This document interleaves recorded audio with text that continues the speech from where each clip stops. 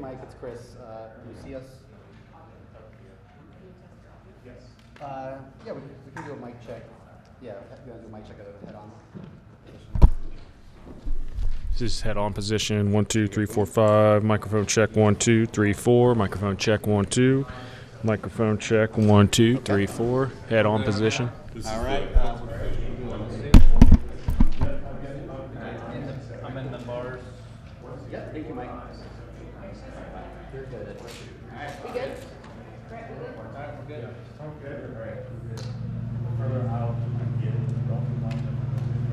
there. Yeah.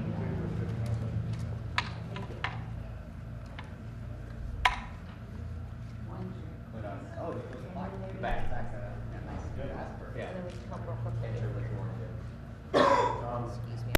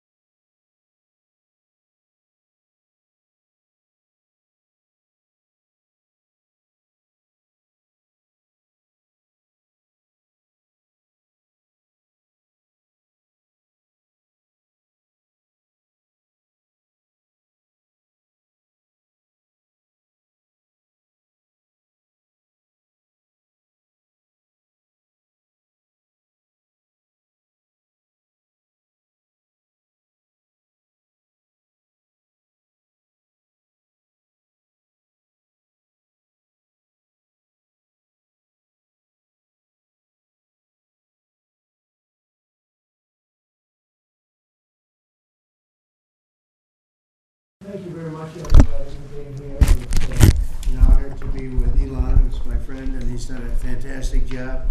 He didn't need this. He didn't need it. And we find out government's a little nasty on occasion. Hello, Peter. Yeah, at times. Hello, President Trump. Government's a little bit nasty, Peter. You haven't noticed that. You've had a charmed life, right? You tell me. Very charmed. I think you've had a charmed life. I think what I'll do, if you don't mind, numbers have just come out which are rather extraordinary, and I thought I'd play a tape of one of the people who I've respected over the years, from Joe Kiernan and Rick Santelli. This just came out, and we'll just play that for a second. Personal income is up 0.8%. That is almost triple the expectations. I'll tell you that the income numbers, really, for the first 4 months of the year, they're stellar. They're really stellar. I mean, I could go back and look at the first 4 months of many different years. Really very strong numbers, and you're right. This administration is criticized for just about everything under the sun. I've never, ever in my lifetime had glimpses into the politics of an administration in the form of transparency like this one. Why don't we be, give credit where credit is due. Income really shooting up. Rick, I also thought everybody was going to get one last order of imports that were going to be tariffed, and they were loading up on things. How the hell they already fix the trade, or not fix it, but to cut it in half? That's crazy. So there wasn't a lot of front loading of things that they needed before the tariffs hit. Yeah, I'll tell you what, it really does call into question some of the conventional wisdoms. And, it's going to be interesting to see what happens next month when we get this number, or we see some of the other numbers like current account, see how they fared. Because I don't know, I've been watching these numbers a long time. I don't think I've ever seen the trade deficit cut in half in 1 month. Not bad. Right? Not bad. Come on, guys.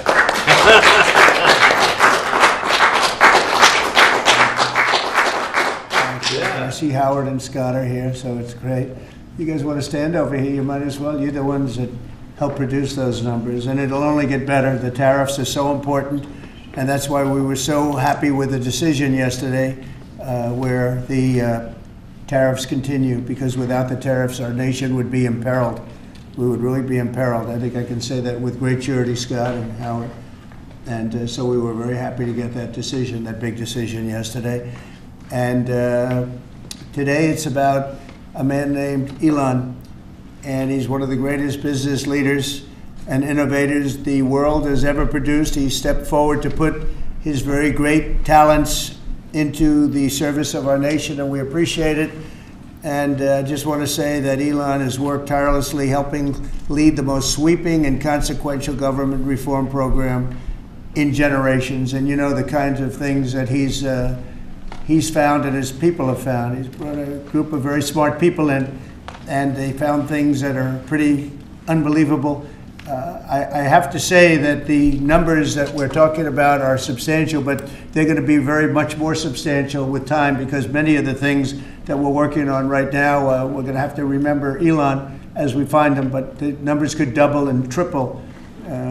Because many things, we don't want to go out with them until we're sure, but we've found things that are unbelievably stupid and unbelievably bad. With the Department of Government Efficiency, Elon's delivered a colossal change in the old ways of doing business in Washington. Doge has installed geniuses with an engineering mindset and unbelievably talented people and computers. I actually asked Elon one time, what's their primary thing? And they have a lot of primary things, all having to do with being smart, but he said the thing that they're really the best at is working with computers, so that they can't be outsmarted by somebody that's not so honest, that happens to also be good with computers, but not as good as these people. But the mindset in the senior ranks of every federal department, and it's really changed. And with Elon's guidance, they're helping to detect fraud/waste and modernize broken and outdated systems. So as you know, we're talking about various systems and changing systems, and sadly, it takes a long time to do that. You'll change, let's say, a system at IRS and computerize it properly, where the job can be done in 1/10 the time, but it takes sometimes years to rebuild those systems. but we've started. In many cases, we've started. I will say that this has less to do with Elon, but the air traffic control systems, we're bidding out to the best companies in the world, those systems right now. They were what the previous administration was horrible what they did. They spent billions and billions of dollars, and in the end, it didn't even come close to working. They tried to hook up wire to copper, and it can't be done. And they just spent billions of dollars and just wasted money. Actually made the system much worse. So we're going to get a brand new modern system. Congress is working with us on that, and we're going to get it done as quickly as we can. But it's in the works, and once it's done, it'll be good for 30 years. But we have a system that's 48 years old and would have a modern computer hooked into a very outdated computer, and they don't hook up. I mean, they didn't hook up. So after spending billions of dollars, they turned on the system, and in never any cases, from local to countrywide, they never worked. More than 75,000 bureaucrats have voluntarily left their taxpayer-funded jobs to come out and really do the job. Countless wasteful and unnecessary contracts have been terminated, and you know that we have terminated many, many contracts, and many contracts, Elon, are right now being looked at, and it may be 6 months, it may be almost a year in some cases. We're going through procedures, we're going through courts, and we'll remember you as we announce billions of dollars of extra waste, fraud, and abuse. Just as an example, Doge canceled $101 million for DEI contracts at the Department of Education, $101 million, and that was just a small section of the Department of Education. $59 million for illegal alien hotel rooms in New York City, and the landlord never made the kind of money that he made in the last short period of time. $59 million to a hotel in New York City, $45 million for diversity, equity, and inclusion scholarships in Burma. In Burma, does anyone know about Burma? $42 million for social and behavioral change in Uganda. $40 million to improve the social and economic inclusion of sedentary migrants. I can say it's $2 billion to Stacey Abrams and her environmental movement. There was $100 in the account, and all of a sudden they found $2 billion in the account. And I assume that's being looked at. I don't know, I'm not sure, but I assume that's being looked at. Think of that, $2 billion. And then Lee will tell you there's another one over there for $20 billion being spent on another environmental question. $20 billion, not 20 million, a lot, not 200,000, which is a lot. So think of it, in her case, you have $100, and now all of a sudden she gets hit with an infusion of $2 billion just before I take office.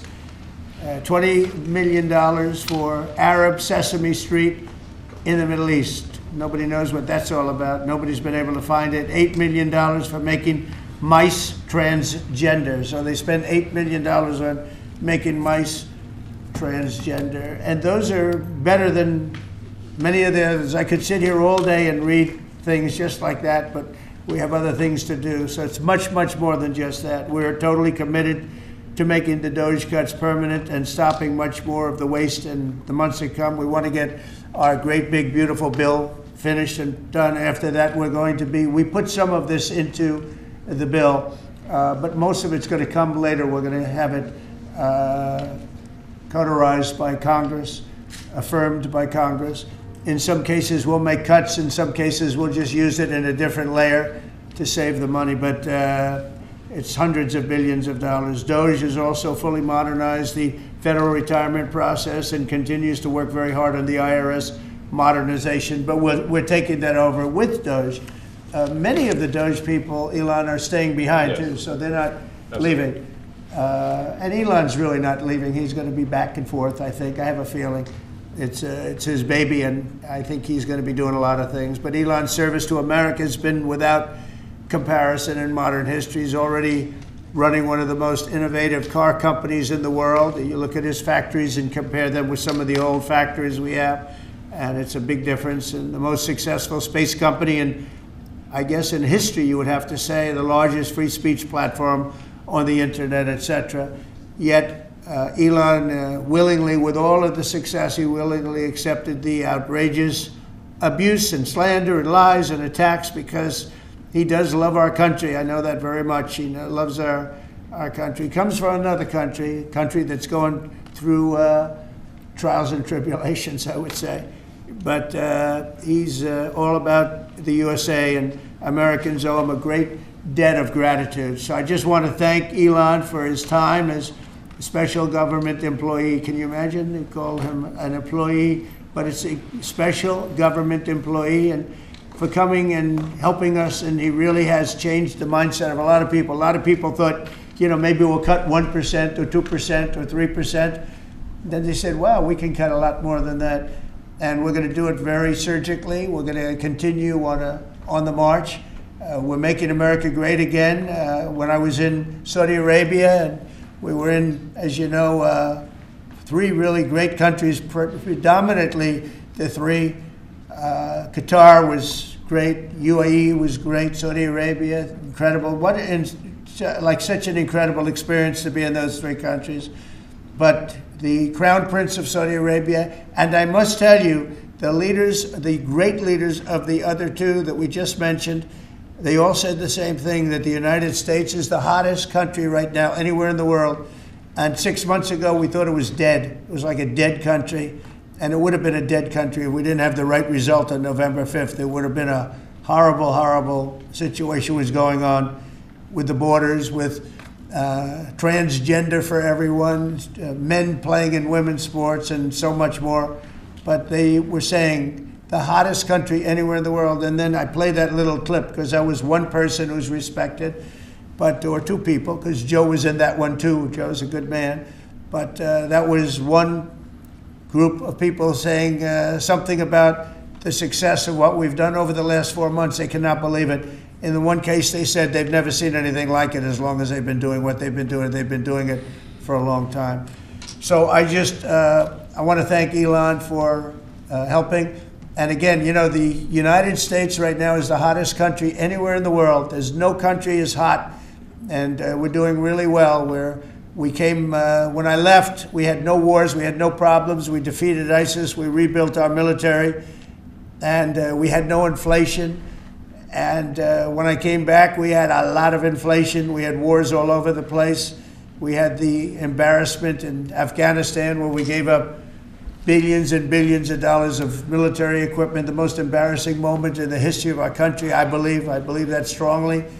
We have Russia with Ukraine. We had the attack on Israel in October, the horrible attack, October 7th.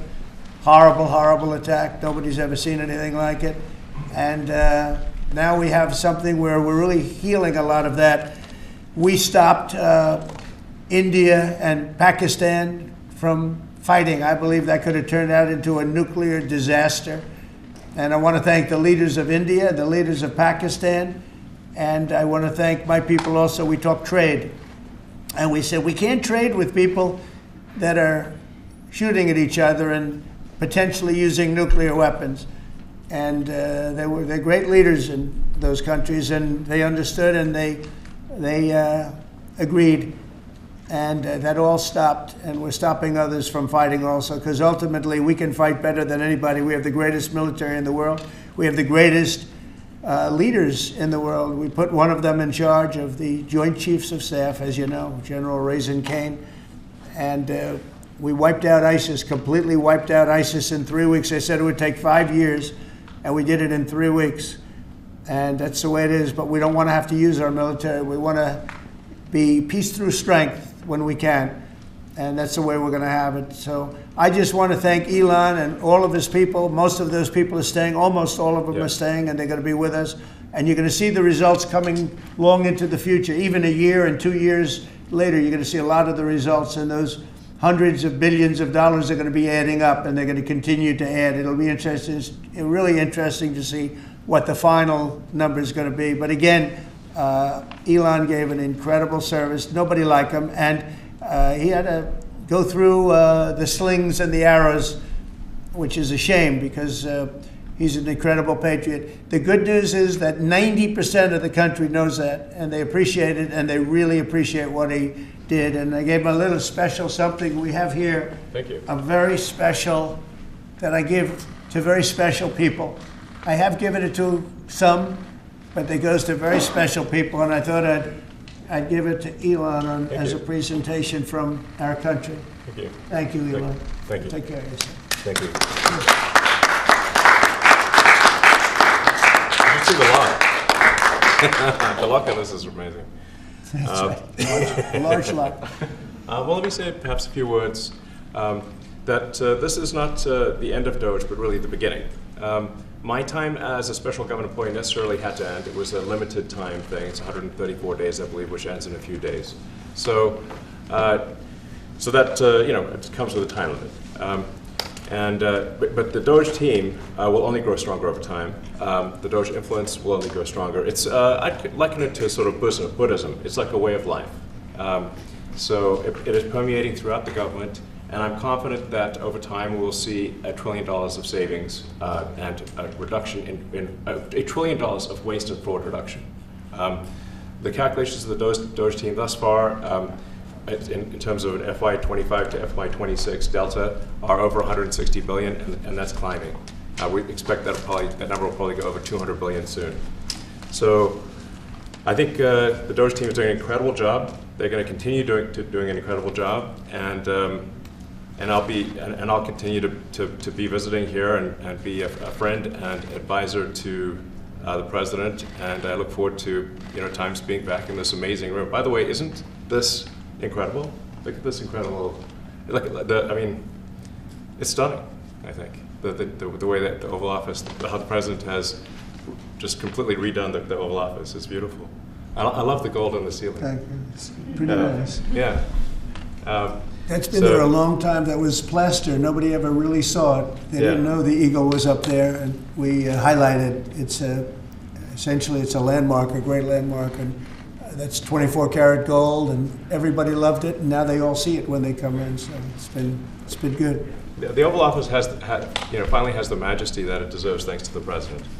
So I look forward to continuing to be a friend and advisor to the president, continuing to support the Doge team. And we are relentlessly pursuing $8 trillion in waste and fraud reductions, which will benefit the American taxpayer. So that's it, really. Thank you, Mr. President. Thank you. All right. Great job. Thank you.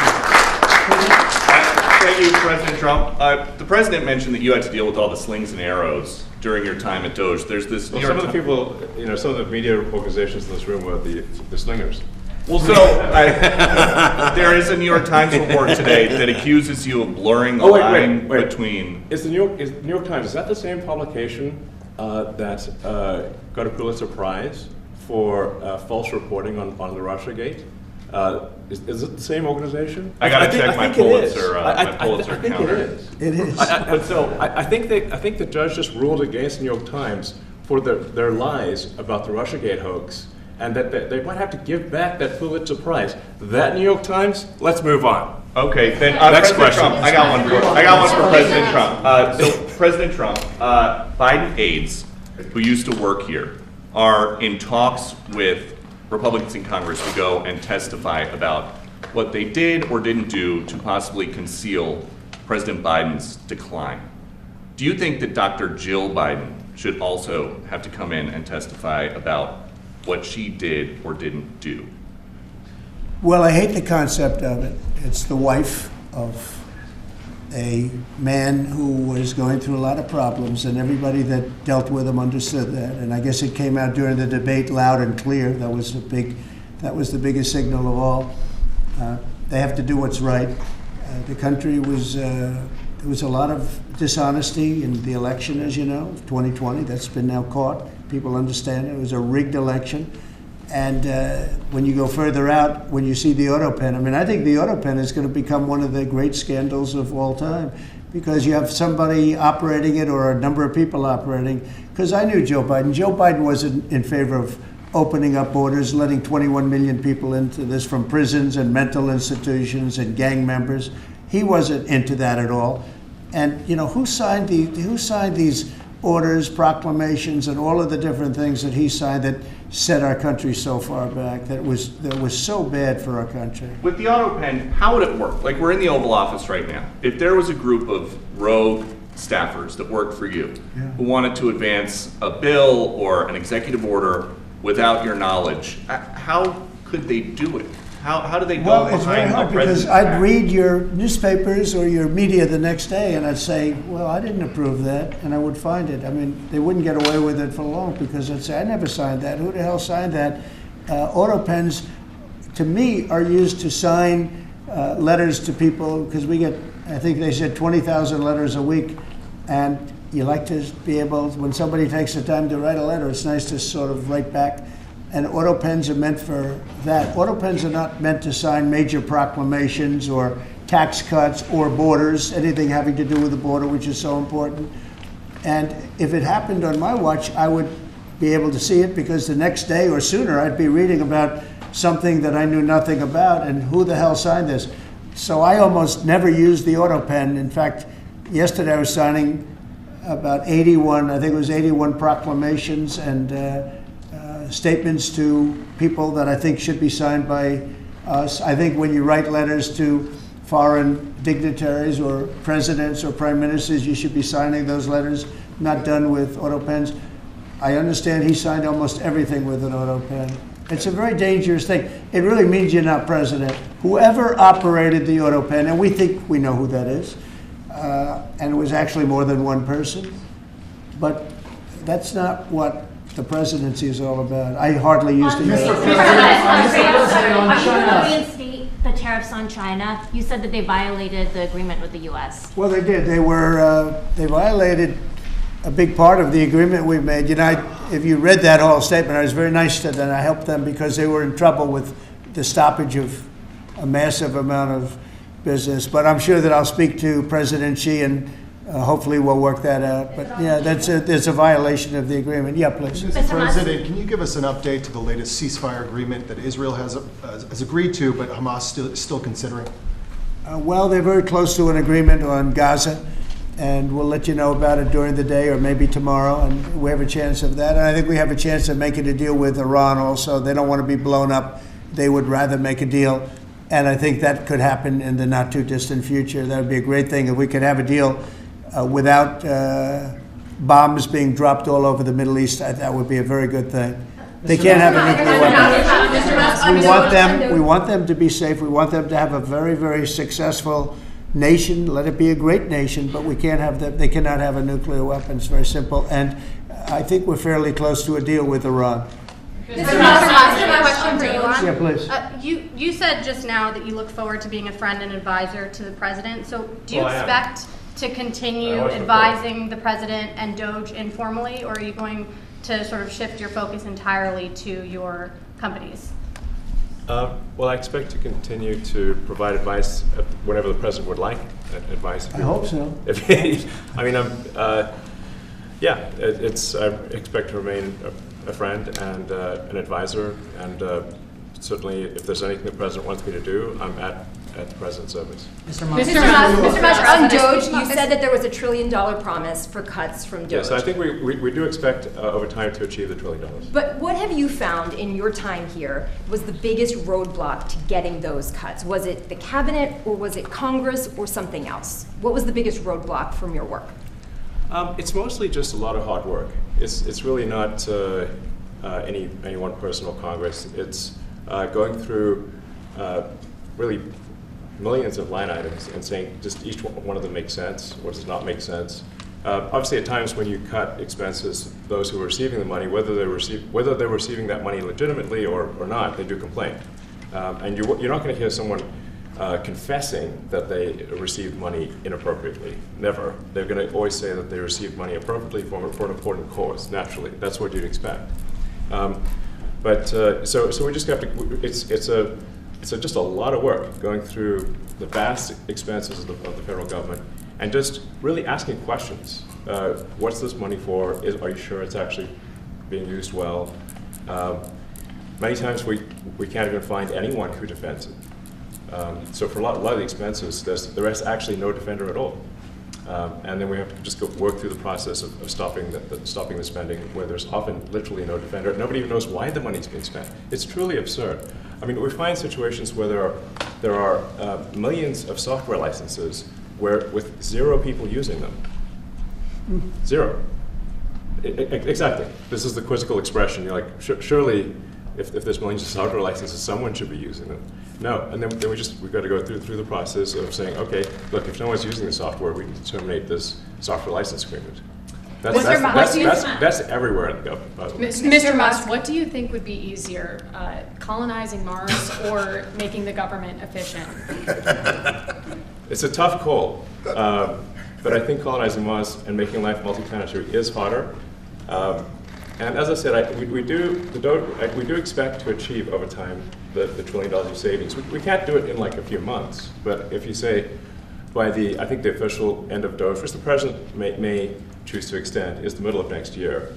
Say by the middle of next year, with the support of the president and Congress, could we achieve $1 trillion of savings? I think so. We're on track to do so. Do you have faith that Congress is going to? Mr. Musk,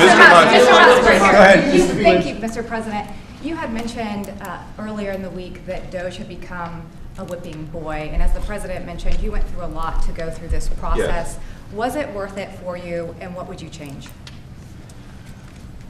Yes, so what we found was happening was that if there were any cuts anywhere, then people would assume that was done by Doge. And so we became like essentially the Doge boogeyman, where if so any cut anywhere would be ascribed to Doge. A friend of mine's daughter, who's at law school at Georgetown, thought that Doge had cut the Senate, internships the legal internships for the Senate, and we have nothing to do with that. So if they have been cut, it's not to do with us, just as an example.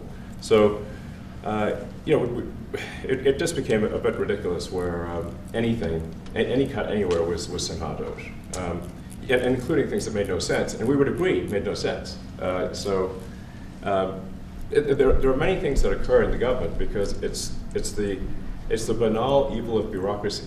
It's sort of the frankly largely uncaring nature of bureaucracy. It's as the great Milton Friedman said, money is spent most poorly when it is someone else's money being spent on people you don't know, and that's how federal spending is. And then you can't really even blame the individuals because the way the government works is complaint minimization.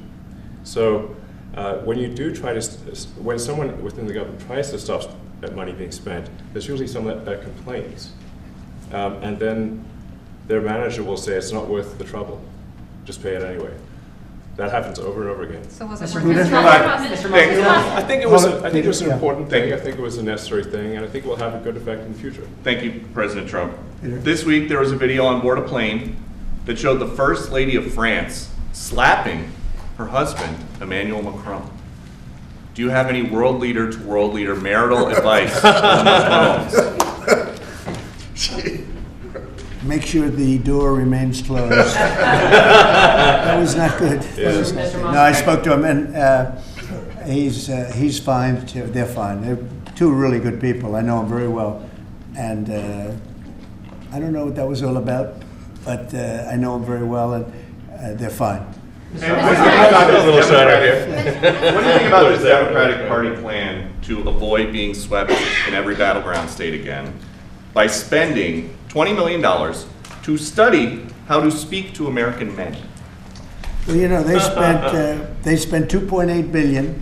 We spent 1.5. We spent much less. We spent about half of what they spent, and at the end they were $28 million short. They had to be.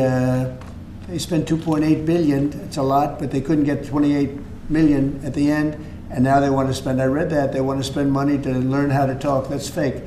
You don't want to be fake. You shouldn't have to hire consultants to say what America needs, because then the consultants should be running the deal, not them. But I read that they want to spend a lot of money in each state. So we won all 7 swing states, 7 out of 7. We won a lot more than that. We won the popular vote. We won everything, and they want to spend money to find out what they did wrong. And I mean, I could tell you what they did wrong. I could tell you every one of their programs when they say men playing in women's sports. I would say that's not a winner. When they say transgender for everybody, I think that's not a winner. When they say open borders so the entire world population of criminals can pour into our country, I don't think that's a winner. I mean, I just gave them that for free. But I don't know if they'll change their ways. I see them all the time. I see people that I know in Congress, Democrats, they're trying to justify some of the things I just said. You can't justify them. They're, you know, I always hear they're 80-20 issues. I say they're not 80-20, they're 97-3. They might be 99-1. They're not 80-20. They wish they were 80-20. And they're wasting a lot of money if they're going to continue with that nonsense. And this one's a little bit more of a page 6 question, but back when you hosted The Apprentice, you mentioned once in 2012 that Diddy was a good friend of yours back then. He has since found himself in some very serious legal trouble. Yeah, that's true. Would you ever consider pardoning him? Well, nobody's asked. You had to be the one to ask, Peter, but nobody's asked. But I know people are thinking about it. I know they're thinking about it. I think some people have been very close to asking. First of all, I'd look at what's happening, and I haven't been watching it too closely, although it's certainly getting a lot of coverage. I haven't seen him. I haven't spoken to him in years. He used to really like me a lot, but I think when I ran for politics, that relationship busted up. From what I read, I don't know. He didn't tell me that, but I'd read some little bit nasty statements in the paper all of a sudden. You know, it's different. You become a much different person when you run for politics and you do what's right. I could do other things, and I'm sure he'd like me, and I'm sure other people would like me, but it wouldn't be as good for our country. As we said, our country's doing really well because of what we're doing. So it's not a popularity contest. So I don't know. I would certainly look at the facts. If I think somebody was mistreated, whether they like me or don't like me, it wouldn't have any impact on me. Mr. President, on the big beautiful bill, would you like to see the Senate build in some support for your tariffs on the big beautiful bill, or should that be a standalone bill? I have great support on the tariffs. I mean, I was so honored that we got that ridiculous stay lifted, because that would have taken away presidential power. It would have taken away everything that was granted by the founders. It would have been a terrible thing. And it would have, most importantly, would have left us vulnerable. We have a lot of countries that use tariffs on us and use them viciously, actually, viciously. And if we didn't have the power to use tariffs on them, and instantly, not when you go back to Congress and try and get hundreds of people to agree on something, that would take months to get just one simple proclamation. If we didn't have the power to counteract their powers, you wouldn't have a country left. We have to act fast. We have to be fast and nimble, as they say. And that was a really great moment, I think, yesterday when that stay was lifted. And hopefully now we'll go to court and just win that battle. Because if we don't have the power to do what they're doing to us, we are going to be a great nation no longer. Elon Musk was once idolized by folks on the left in this country before joining your administration. Now he's considered a hero by conservatives. Why do you think this man, what he's done in American life, has been so politicized? Does it only have to do with you? His life has been amazing. I mean, I look at so many different things. I look at that rocket being, guided back into position. I've never seen that before. I thought it was a space movie. I thought it was a movie. You look at what he's done in terms of communication. It's been unbelievable. So many different, even tunnels going underground, not having to go through all the process of going, he's got a company that does that. He's got so many different companies. Starlink, as an example. He saved a lot of lives, probably hundreds of lives in North Carolina. I don't even know if you remember, but I called you. They needed Starlink in North Carolina. And I didn't know what the hell Starlink was. I said, what is it? Who owns it? He said, do you know Elon Musk? I said, yeah, I happen to know the gentleman. This was before his government stay. And they said, we really need it, because North Carolina became an island. It was, people had no communication. They had no access to anything, and they were dying. And I called up Elon, and you can't get it because it's so successful. It's very hard to get. And he had so much of it brought over there, and they told me it was unbelievable. It saved a lot of lives. So, he's just done a lot of things. I don't think he gets credit for what he's done. But he's a very good person too. You know what? If he wasn't a good person, but he did the same things, I'd probably maybe speak differently. He happens to be a really good person who loves the country. Mr. President, on the one big, beautiful bill, you had indicated this week that there were some things you didn't like about what had passed in the House. What changes do you want to see the Senate make? And you had also indicated there were things you didn't like about the bill. What would you be suggesting he push senators to change in their version? Well, I'll tell you, I'll go first. It's an unbelievable bill. It cuts your deficits. It cuts, it's a huge cutting. But there's the things I'd like to see maybe cut a little bit more. I'd like to see a bigger cut in taxes. It's going to be the largest tax decrease or cut in the history of our country. I'd like to see it get down to an even lower number. I was shooting for a slightly lower number. I would have liked to have done that. But with all of that being said, when you look at the tax cut and the fact that the original tax cut, which made us so successful, we had the most successful 4 years in the history of our country, the economy, and this is going to be even better. And you see that by the reports that came out just yesterday or tonight. I guess they were released this morning at 8 o'clock. You see the kind of numbers where somebody that's a pro is like, whoa, I haven't seen numbers like this since I've been doing this. These are human emotions of professionals that have never seen numbers like, and we've just started. The bill is a great bill. It's going to be jiggered around a little bit. It's going to be negotiated with the Senate, with the House. But the end result is it extends the Trump tax cuts. If it doesn't get approved, you'll have a 68% tax increase. You're going to go up 68%. That's a number that nobody's ever heard of before. You'll have a massive tax increase. If it does get approved, you'll have a large tax cut, the largest we've ever had. When you add the past tax cuts that we got you, the Trump tax, they call them the Trump tax cuts. It's an amazing bill. It does amazing things. With all of that, it's going to be adjusted a little bit over the next coming weeks, and I think it's going to be passed. The Republicans want to pass it. With all of the great things it does, including an extension of debt, it's the extension. We have to extend the debt. If we don't extend debt, we're in default. Now, the Democrats might like our country to be in default, but in 250 years, we've never been in default. That was handed to them by a very well-meaning man that gave it to them because he thought it was the right thing to do. It could have been their problem before the election, but this man thought it was the right thing to do, and he was well-meaning. I don't hold anything against him for that, but that was put on our plate when it should have been on the Democrats. September 28th, a famous date. It should have been taken care of by the Democrats, but this person, a man of power, gave it to us so that in June that comes due. Well, we have to take care of that because if we don't take care of it, we have a country in default, and we don't ever want to have a country in default. I'll tell you, a certain senator, Elizabeth Warren, said that she would never, ever allow a default on our debt. She would never let it happen, and she would like to get rid of the debt ceiling, what's called the debt ceiling. I call it the debt extension because we really need an extension, that she'd like to see that gotten rid of. And there are many people that agree. Many Democrats agree with that. But we gave that through, and I don't want to say an error. He did it well-meaning. They gave that to us. It was a Democrat problem just before the election. Would have had a huge impact on the election. And to our benefit, we won anyway, but to our benefit. But felt that really for the good of the country, we should extend that.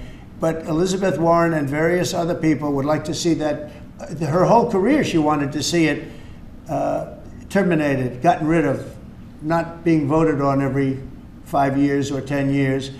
And the reason was because it's so catastrophic for our country. And I always agreed with her. That was one thing I agreed with her on. Now, I haven't spoken to her, but I would say that if you asked her that question now, she'd say, no, it's their problem. But it's a very unfortunate situation. It's a very unfair situation. And she happened to be right on that. It should be gotten rid of, or it should simply be extended. But that's one of the things that gets taken care of in this bill.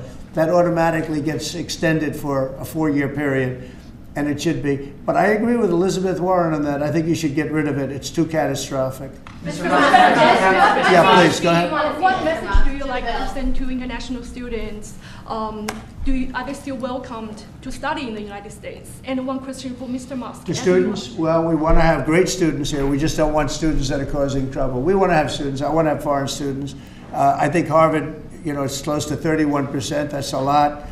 Our country's given $5 billion plus to Harvard over a short period of time. Nobody knew that. We found that out. I wouldn't say that was a Doge thing, but we found that out over a period of time. That was sort of a Trump thing. We ended up in litigation for other reasons because they're very anti-Semitic. And in finding out and in going through the books, we found out that the country gave them $5 billion plus, much more than that actually. And we're having it out with them, and let's see what happens. I think we have a very good, well, it's a very sad case. It's a case we win. We can't lose that case because we have the right to make grants. We're not going to make any grants like that. But I don't think Harvard's been acting very nicely. I think Columbia wants to get to the bottom of the problem. They've acted very well. And there are other institutions, too, that are acting, but Harvard's trying to be a big shot. And all that happens is every 3 days we find another $100 million that was given. 2 days ago, we found $200 million more. The money's given to them like gravy. I'd like to see the money go to trade schools, where people learn how to fix motors and engines, where people learn how to build rocket ships, because somebody has to build those rocket ships. Yeah. And I'd like to see trade schools set up, because you could take $5 billion plus hundreds of billions more, which is what's spent, and you could have the greatest trade school system anywhere in the world. And that's what we need to build his rockets and robots and things that he's doing, and to build lots of other things. And I went to school with people. In some cases, they weren't good students, but they could fix the engine of a car better than anybody I've ever seen. They could take it apart blindfolded. They had an ability at that. And they did very well. They made a lot of money. It's a very skilled job. It's great. But I'd like to see a lot of money going into trade schools. I've always felt that. And we probably found our pot of gold, and that's what's been wasted at places like Harvard. And the money's been wasted. Yeah, please. Yeah, well, I wanted to ask quickly, Mr. Musk, is your eye okay? What happened to your eye? I noticed there was a bruise there. Well, it wasn't. I wasn't anywhere near France, so. What does that mean? No, I didn't notice his eye. First Lady of France. Getting slapped. I didn't notice. Yeah, no, I was just horsing around with Lil X, and I said, "Go ahead, punch me in the face," and he did. Turns out, even a 5-year-old punching you in the face actually does. That was X that did? Yeah. X could do it. If you knew X, I saw his mom right now. But I didn't really feel much at the time, and then I guess it bruises up. But I was just horsing around with the kids. I didn't notice it actually. President Trump, I got one. I know that you try to stay pretty neutral because not your war, but and by the way, not my war. I just want to solve the problem for people. This was not a war that was going to happen if I were president. Right, and so not your war, but as you try to fix it, and as you survey this hellscape of the Ukrainian front lines, it's horrible. And you and your team deal with a very stubborn Vladimir Putin. Yeah. Do you and Zelensky. Yeah. But do you look at this very conflict Zelensky too. any differently now? Like, do you look at this and see Putin as the good guy or the bad guy?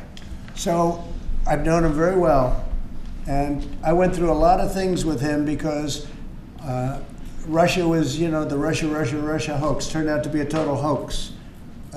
New York Times, they got a Pulitzer Prize. They have to give back the Pulitzer Prize. That's my lawsuit, and they're doing very poorly in that lawsuit. But they wrote stories about how it was true and it was false, and a lot of Washington Post also. I have gotten to see things that I was very surprised at. Rockets being shot into cities like Kiev during a negotiation that I felt was maybe very close to ending. We were going to solve a problem, and then all of a sudden rockets got shot into a couple of cities and people died. I saw things that I was surprised at, and I don't like being surprised.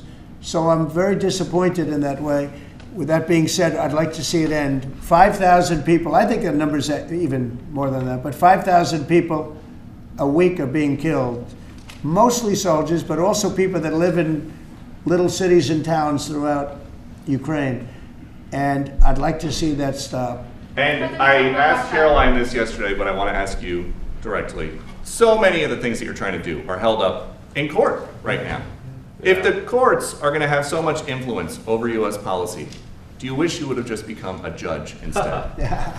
Yeah, well, look, it wasn't meant to be that way. If you look at the founders, the president had certain powers, and you have your three groups, and they all had supposed to be pretty equal powers.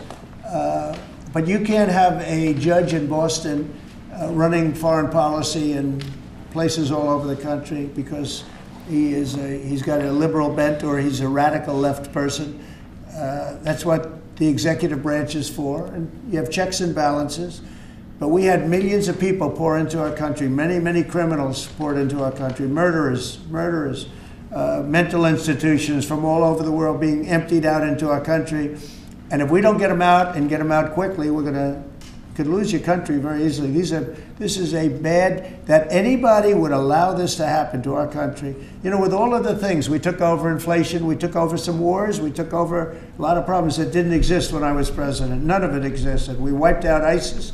Other than that, we had no wars. Putin was never going to hit Ukraine. Israel would have never been attacked. That attack, as you know, Iran had no money. They didn't have money for Hamas. They didn't have money for Hezbollah. They had no money whatsoever. That wasn't going to happen. All of these things that happened weren't going to happen. You wouldn't have had inflation.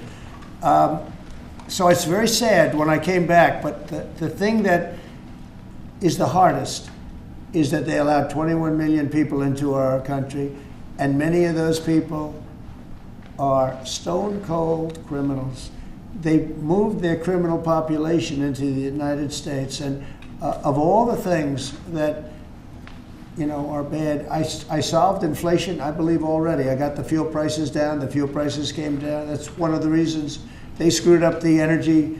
They screwed up the cost of gasoline and oil and gas.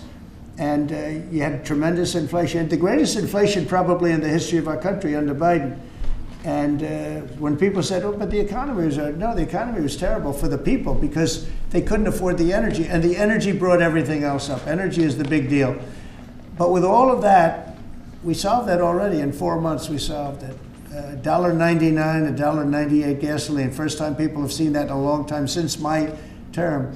But the hardest thing to solve is millions of people pouring into our country, many of whom are criminals. Because remember, these countries are smart.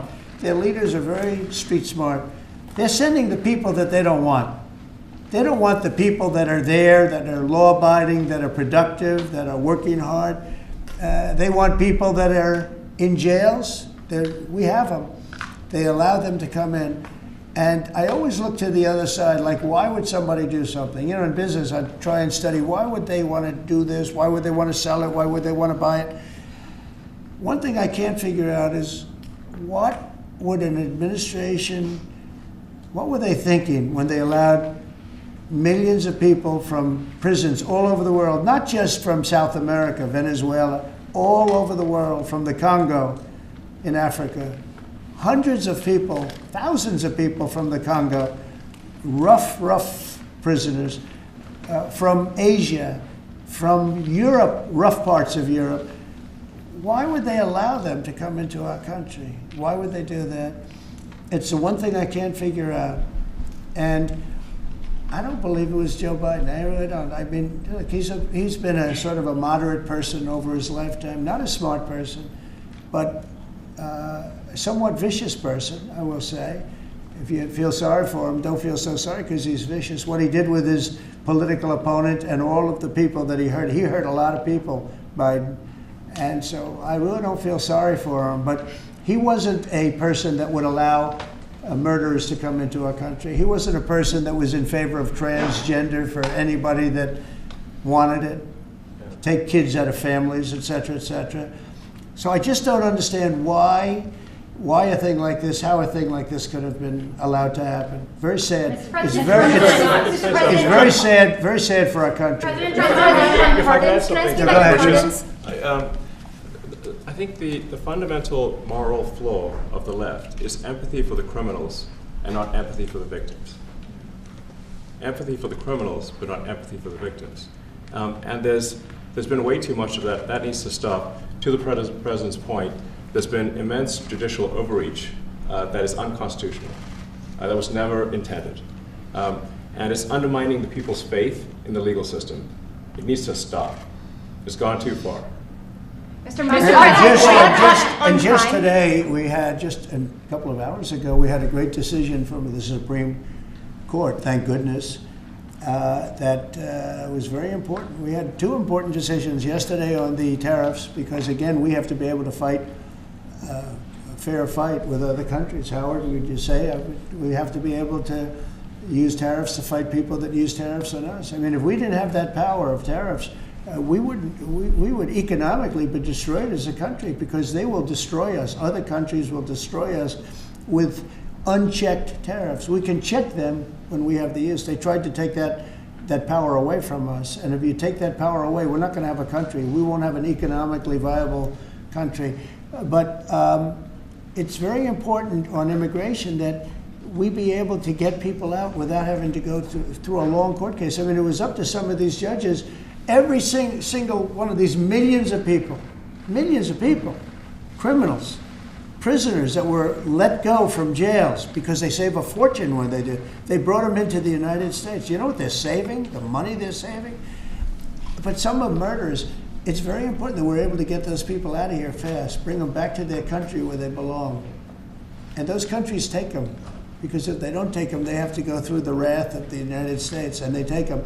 But we have judges that don't want that to happen.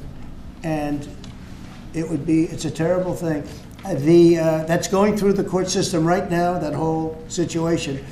But when ICE and with Border Patrol, they've done an incredible job. When they do this incredible job and they capture 100 killers and drug dealers, and we can't keep them for years here as we go through trials. We have to get them out rapidly, and we know who they are. We know who they are, and we're very careful about who they are, but we have to get them out rapidly, or again, we're not going to have a country, okay? Maybe one or two more. Go ahead. Are you concerned that tariff may also affect companies like Tesla, which has parts manufactured abroad? And this is also to you, Mr. Musk. Well, he's going to end up building his whole car here. I mean, I thought he built his whole car. Pretty much he does. He's got incredible factories, and like I looked at one in Texas. It's unbelievable. No, all of the manufacturers will build their parts here too. I mean, it used to bother me. They make a part in Canada, a part in Mexico, a part in Europe, and it's sent all over the place, and nobody knew what the hell was happening. I think it's ridiculous. You build a car, make it in America, and I gave them a little leeway on that, gave them some leeway. But over the next year, they've got to have the whole thing built in America. That's what we want. We want America to buy American-built cars. Thank you very much, everybody. Thank you, Press. Thanks, guys. Thank you, guys. How was your meeting with Jerome Powell? Thanks, guys. Good meeting. It was a good meeting. Are you considering? Thanks, guys. Keep going. Keep going. Keep going. Thank you. Thanks, guys. Let's go straight out here. Thank you. Thanks, guys. We can come back for the chords. Ray, you want me to take the